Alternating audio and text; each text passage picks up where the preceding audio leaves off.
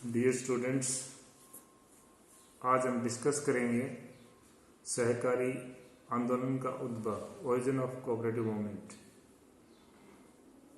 सहकारिता का अभ्युदय सभ्यता के विकास के साथ ही हुआ है। आदिकाल से मानवीय व्यवहारों में सहकारिता की झलक दिखाई पड़ती है, जिसमें सहकारिता के दिग्दर्शन होते हैं। परंतु सहकारिता की भावना का एक व्यवस्थित रूप में इसका जो उद्भव है वो इंग्लैंड के उद्योगपति रॉबर्ट ओवन तथा इसके साथ ही उसके कुछ सहयोगी रॉकडेल के श्रमिकों द्वारा हुआ। इन्होंने अपने सदस्यों को कम से कम कीमत पर वस्तुएं उपलब्ध करवाने हेतु उपभोक्ता भंडार प्रारंभ किए थे। कृषकों तथा जो सामान्य श्रमिक हैं उनको सस्ती साख की व्यवस्था हेतु ग्रामीण क्षेत्रों में जर्मनी के वान रेफिसिन ने 1848 में असीमित दायित्वों के आधार पर ग्रामीण साख समिति की शुरुआत की थी। इनका मुख्य उद्देश्य महाजनों एवं साहूकार के शोषण से कृषकों एवं श्रमिकों को मुक्त करवाना था। इसे रेफिसन समिति के नाम से जाना जाता है। परंतु नगरीय या शहरी क्षेत्रों में सस्ती साख की व्यवस्था हेतु जर्मनी में ही फ्रैंक सुल्ज डेलिट्ज ने 1850 में सुल्ज डेलिट्ज बैंक के नाम से कमजोर एवं मध्य वर्गीय व्यक्तियों की समस्याओं का समाधान करने के लिए सहकारी साख समितियों की स्थापना की थी। इसका उद्देश्य शहर के शिल्पकार श्रमिकों को शोषण मुक्त करवाने का था। उनसे प्रभावित होकर यूरोप, अमेरिका आदि देशों में इस प्रकार की समितियों एवं उपभोक्ता भंडारों की स्थापना हुई थी। इस प्रकार यह आंदोलन एक विश्वव्यापी रूप लेता गया और सहकारिता का जन्म हुआ। अब भारत में जब सहकारिता के विकास की बात आती है, development of cooperative movement in India, तो भारत में प्राचीन काल से ही जो ग्रामीण प्रशासन है एवं संयुक्त परिवार प्रथा में सहकारिता की झलक दिखाई देती थी। भारत में सर्वप्रथम सहकारी आंदोलन का जन्म जर्मनी के रेफिसन तथा सुल्ज डेलिट्ज की प्रेरणा से हुआ था। हमारे देश में सहकारिता आंदोलन ज्यादातर महाजनों एवं साहूकारों के शोषण से कृषकों को मुक्त करवाने हेतु किया गया था। सर फ्रेडरिक निकलसन ड्यूपरनेक्स एवं सर एडवर्ड मैकगेलन ने क्रमशः मद्रास, उत्तर भारत एवं पंजाब राज्यों में ग्रामीण बैंकों की स्थापना पर जोर दिया था। इनके अध्यक्षता में नियुक्त समिति की सिफारिश पर भारत सरकार ने 1904 में सहकारी साख समिति अधिनियम पास कर दिया था। इस प्रकार यह आंदोलन भारत में एक सहकारिता की शुरुआत माना जाता है और सहकारिता का जो उद्भव है तब से हुआ है। सन 1912 में गैर साख समितियों की मान्यता प्रदान करने हेतु सहकारी समिति अधिनियम पारित हुआ।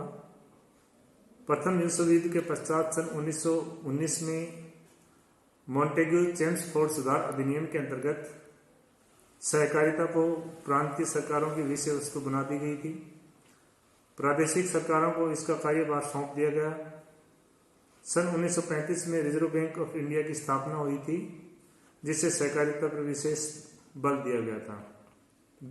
दूसरे विश्व युद्ध के समय 1945 में आर.जी. सरैया की अध्यक्षता में सहकारी नियोजन समिति की नियुक्ति हुई थी। इस समिति में बहुउद्देशीय सहकारी समितियों की तरफ ध्यान आकर्षित किया गया था और संपूर्ण प्राचीन क्षेत्रों में इसके क्रियान्वयन हेतु सुझाव दिया, जिसमें कृषकों को और ग्रामीणों को उनकी उन्नति एवं विकास हेतु समुचित अवसर प्राप्त हुए थे। अब जब हम स्वतंत्र भारत में सहकारी आंदोलन की प्रगति की बात करते हैं तो 15 अगस्त 1947 को जब हमारा देश आज़ाद हुआ था, भारतीय संविधान में सहकारिता को एक महत्वपूर्ण स्थान प्राप्त हुआ। भारतीयों के आर्थिक विकास एवं उन्नति हेतु योजना आयोग ने इसे आधारशिला के रूप में स्वीकार किया और 51-52 से पंचवर्षीय योजनाओं का प्रारंभ हुआ।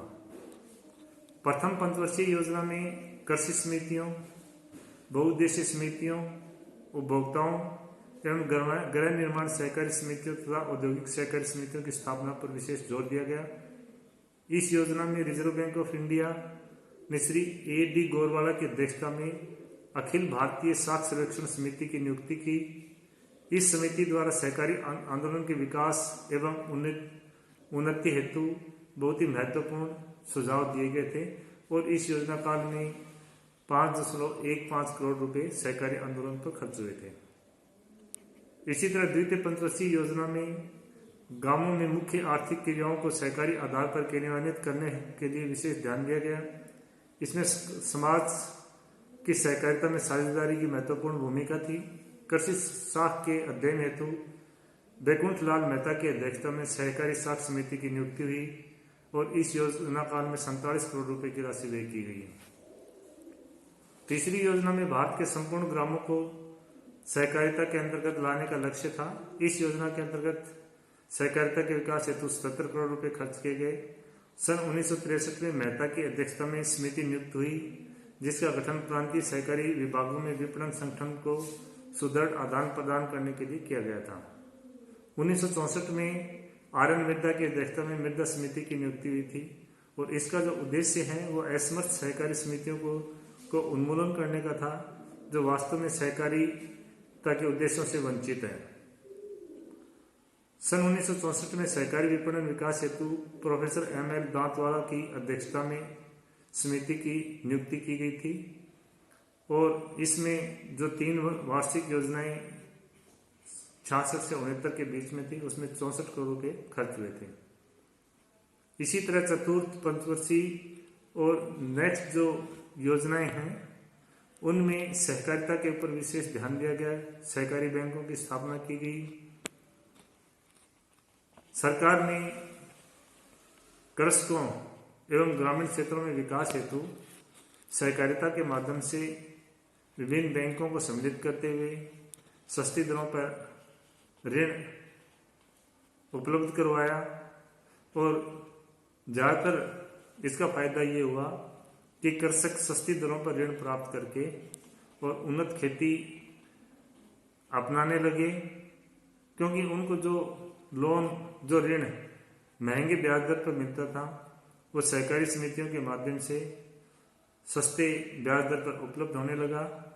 और वर्तमान में जब सहकारिता की बात करते हैं तो सहकारिता विभिन्न जो समितियां हैं, सहकारी विपणन समितियां हैं, सहकारी जो वेयर हाउस समितियां हैं, सहकारी प्रसंस्करण समितियां हैं, विभिन्न समितियों का गठन किया गया है और इसके माध्यम से किसान और जो मध्यम वर्गीय परिवार हैं या जो श्रमिक हैं वो उसका एक बड़े स्तर पर फायदा भी उठा रहे हैं। इसमें ध्यान देने योग्य बात यह है कि वर्तमान में जो सहकारी समितियों में जो बेकुना है या उसमें जो कमियां हैं उनको दूर करने का है, जिससे कि ग्रामीण क्षेत्रों में सहकारिता के माध्यम से एक क्रांति लाई जा सके और लोगों को सहकारिता के फायदों के बारे में बताया जाए, जिससे कि ज़्यादा से ज़्यादा लोग इससे जुड़ सकें और अपना ज़्यादा से ज़्यादा जो लाभ है वो प्राप्त कर सकें। धन्यवाद।